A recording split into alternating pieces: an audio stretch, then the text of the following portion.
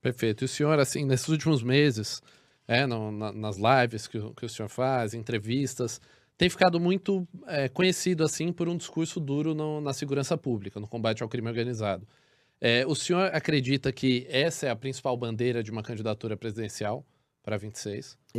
Quem diz isso hoje são as pesquisas, né, elas demonstram que a maior preocupação do eleitor brasileiro é sobre o crime organizado, é sobre segurança pública, é sobre violência, mas essa é uma preocupação que ela tem que extrapolar qualquer elemento eleitoral. Ela seria a nossa maior preocupação se também, não fosse, vamos dizer, a preocupação do eleitor. É a preocupação porque é uma preocupação efetiva de retomada do território brasileiro.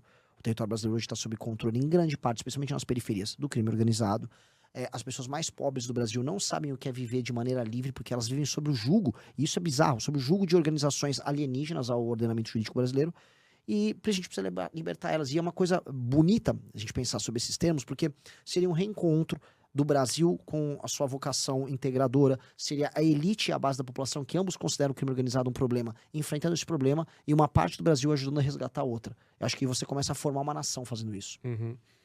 Renan, para a gente retroceder um pouco, né? Voltar, a gente está falando de 2026 agora, mas quero voltar alguns anos. O processo histórico que gesta o MBL, ele começa ali em 2013, né? Com a mobilização da classe média, indo para as ruas. Protestos que, no geral, eram contra um sistema político corrupto, considerado ineficaz, né? Eram protestos amplos nesse sentido. Depois tem uma maré de operações contra a corrupção, o impeachment da então presidente Dilma e a popularização do pensamento conservador. No ano em que nós estamos, 2025, um político distante desse espírito do tempo, que é o Lula, é o presidente da República. O senhor avalia que esse processo histórico se rompeu em algum momento e por quê? Sim, foi o Bolsonaro, né? O Bolsonaro é a anomalia do processo. É uma pergunta ótima, porque é uma pergunta, no fundo, sobre uma análise de longo prazo. E claramente os erros do bolsonarismo permitiram a volta de uma expressão de poder extemporânea, que é o Lula. O Lula não deveria estar de volta ao poder. O ciclo do PT acabou, tanto que o Lula é presidente da República e ninguém sabe exatamente qual o projeto deles. Eles começaram com uma história, não, nós vamos trazer picanha e não sei o que era muito mais marketing do que qualquer outra coisa, e no fim eles terminaram taxando as pessoas, especialmente a classe média, e querendo dar benesses para as pessoas mais pobres para comprar voto. Então, é uma experiência que não deveria estar acontecendo agora. Uhum. Ela só acontece porque, a partir de 2019, a direita ascende ao poder através do Bolsonaro, e a direita chega como meme, mas sem projeto. Então, meme tinha um monte. O Bolsonaro começa falando de Golden Shower ali, as primeiras experiências de mandato dele lá, ele era todo engraçadão, fazia piadas, arrumava as brigas dele, mas ele não sabia o que fazer em termos de saúde, em termos de educação, em termos de segurança. Mesmo em termos econômicos, era uma repetição de uma cantilena liberal, que é necessária em muitos termos, mas padecia de imaginação. Então, é óbvio que o problema foi o Bolsonaro. O Lula só tá aí porque o presidente em 19 foi o Bolsonaro. Perfeito. E ainda nessa questão do processo histórico, o MBL ele exerceu esse papel de liderança, em especial na questão da mobilização da classe média. E em 2018, principalmente, houve ali uma efetivação do que os senhores mesmo defenderam e sempre pregaram, que é a mobilização das pessoas em campanhas políticas. Então, doações diretas para as campanhas, enfim. Depois das eleições de 2018, isso decaiu, né? Esse fenômeno não voltou a se repetir. O senhor mesmo já reconheceu que hoje, sem um fundo eleitoral, não é possível concorrer em eleições, né? É praticamente uma missão impossível aí conseguir eleger alguém. Há algum caminho para engajar novamente a classe média na política? Os senhores pretendem preencher esse espaço de alguma forma? Eu acho que a classe média, ela, de modo geral, ela tá sempre engajada quando comparada com as demais classes sociais, né? Quem faz política nas democracias ocidentais, por via de regra, é a classe média. A elite, ela opera a política, e as pessoas mais pobres, elas acabam sendo alvo de um marketing de um lado ou de outro, né? Isso, infelizmente, num modelo de país muito desigual como a gente tem, funciona assim. A classe média brasileira, e se eu fizer um recorte de idade e eu pegar as gerações mais novas, eles estão desengajados mesmo. E aí, agora, com esse, vamos dizer, com a nova natureza política da tal da geração Z, que é o que todo mundo comenta, você está vendo uma mudança nesse perfil, nesse padrão. Então, a geração Z vem muito engajada, muito radicalizada, as mulheres à esquerda e os homens à direita. E isso tende a ser, vamos dizer, uma espécie de farol que vai guiar boa parte da atividade política, não só no Brasil, mas no mundo. A gente está vendo revoluções da geração Z acontecendo em Uhum. Madagascar, Nepal, agora no México. Sim. A gente vê a ascensão de uma figura muito controversa que é o Nick Fuentes nos Estados Unidos. E no Brasil, a maior referência disso seria nós. Nós estamos trazendo um discurso geracional para o debate público no Brasil. E isso está engajando uma parte da classe média jovem. A classe média mais velha, a gente poderia colocar, é o pessoal que estava engajado com o Bolsonaro. Uhum. Essas pessoas estão se desengajando, porque a causa do bolsonarismo meio que morreu. E é possível trazer essas pessoas pro projeto de vocês? Sim, os jovens virão, né? Naturalmente eles não são grandes financiadores por serem jovens, mas eles podem suprir isso com energia, participação. E a gente está conseguindo fazer muita coisa com isso. Basicamente montar um partido Sim. usando essa energia. E quanto a esse eleitor, né, dentro desse retrato, em especial dos brasileiros de até 35 anos, existe ali a percepção também de uma descrença muito grande em partidos, em instituições políticas de modo geral. O senhor avalia que ao registrar um partido, se colocar nas urnas, é possível atrair? Aí eu não falo do brasileiro que já conhece o MBL, que já está engajado. Eu falo de alcançar realmente esse eleitor que perdeu a crença, por diversas razões que a gente pode discutir, perdeu a crença em qualquer partido, em qualquer candidato. O senhor acredita que é possível? O projeto de vocês, ele tem capacidade de dialogar com esse brasileiro?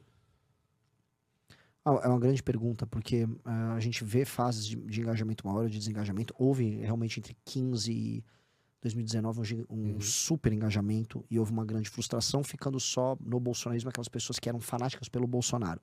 A ideia de você engajar para mudar o Brasil, que acaba se refletindo depois aderir a um partido, ela é a ideia que a gente tem que buscar. Então, a gente primeiro escolheu quem são as pessoas que estavam com a gente, essas pessoas jovens. Elas estão engajadas de fato, elas estão sonhando o mesmo sonho que a gente. Se esse teu sonho vai transbordar para as pessoas mais velhas, em especial, é o desafio. Se a gente fizer isso, inclusive, a gente ganha a eleição presidencial e vamos fazer muitos deputados. Então, essa é uma pergunta que eu preciso responder ao longo do processo. Perfeito. Temos algumas pistas, mas vamos buscar responder ela. Perfeito.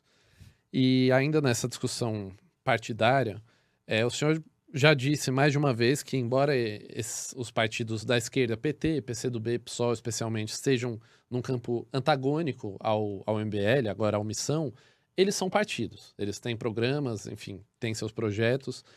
Por outro lado, a direita não tem partidos, né? Tem siglas ali que abrigam, eventualmente, lideranças, mas não tem partidos efetivamente do ponto de vista programático.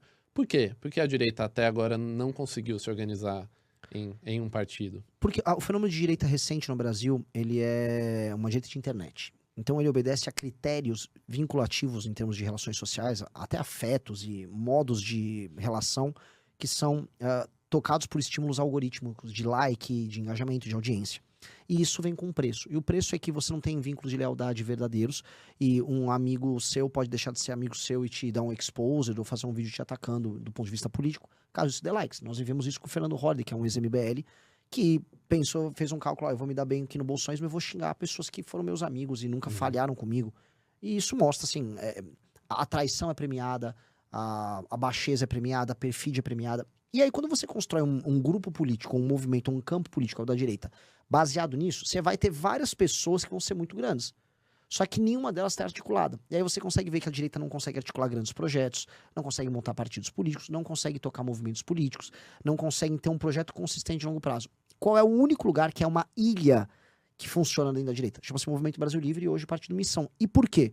Porque nós negamos, na nossa lógica interna, esse sistema de relação oportunístico. A gente tenta colocar as pessoas mais capazes em posições de destaque, e essas pessoas capazes, elas têm que ajudar a conduzir o todo, e não basicamente ser guiado por pessoas que ficam populares. Entendendo esse drama, se a direita toda fosse mais MBL, a direita com certeza derrotaria a esquerda sempre, porque a direita consegue ser mais numerosa, e ela fala com pessoas que são ativas e produtivas na sociedade civil. Mas não é o caso. E assim, essa doença infantil da direita, que é a vontade de ser famoso em rede social, que produz um Luva de Pedreiro na mídia e um Cleitinho, que é a versão política do Luva de Pedreiro na política, ou uma Virgínia, que é um Nicolas. Isso precisa ser combatido. A direita só vai chegar ao poder, exercer poder, se ela superar esse problema.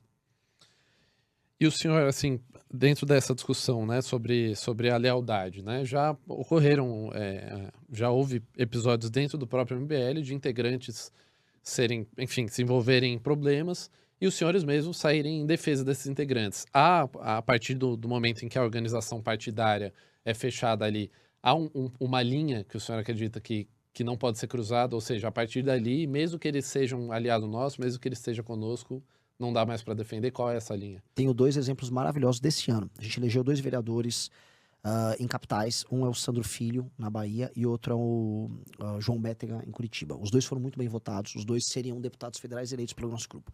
O João Bétega não gostava de trabalhar. Ele falou assim, olha, eu vou gravar muitos vídeos, vou ficar famoso fazendo vídeos entrevistando as pessoas na rua, e o trabalho parlamentar não me dá view e não dá alcance. Ele é um cara que já estava viciado nessa lógica da direita.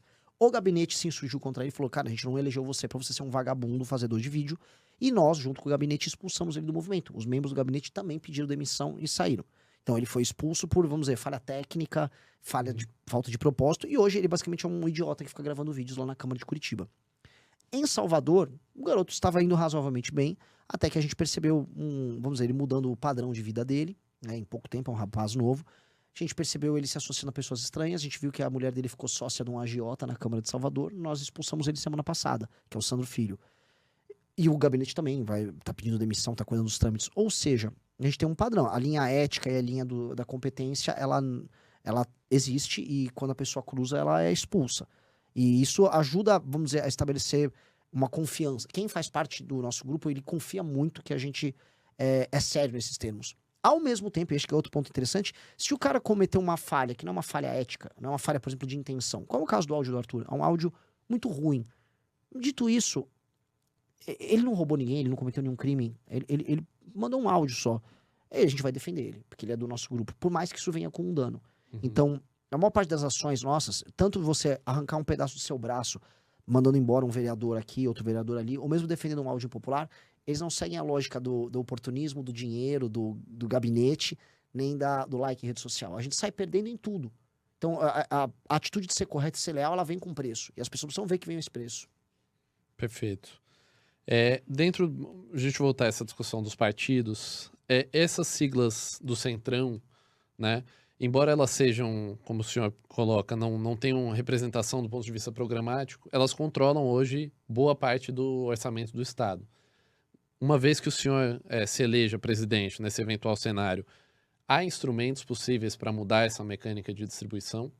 A gente tem um dos grandes planos nossos, é a nossa grande reforma administrativa, é a ideia de mudar o sistema de incentivos dentro da máquina pública. Então hoje, qual é o sistema de incentivo para você eleger um político no Brasil? Ou seja, se tem um dirigente partidário, meus colegas concorrentes, né, dirigentes partidários, o incentivo deles é eleger o maior número possível de deputados federais, porque com deputados federais você tem muita emenda, que são nacos do orçamento, que os deputados federais mandam para os prefeitos e vereadores na base.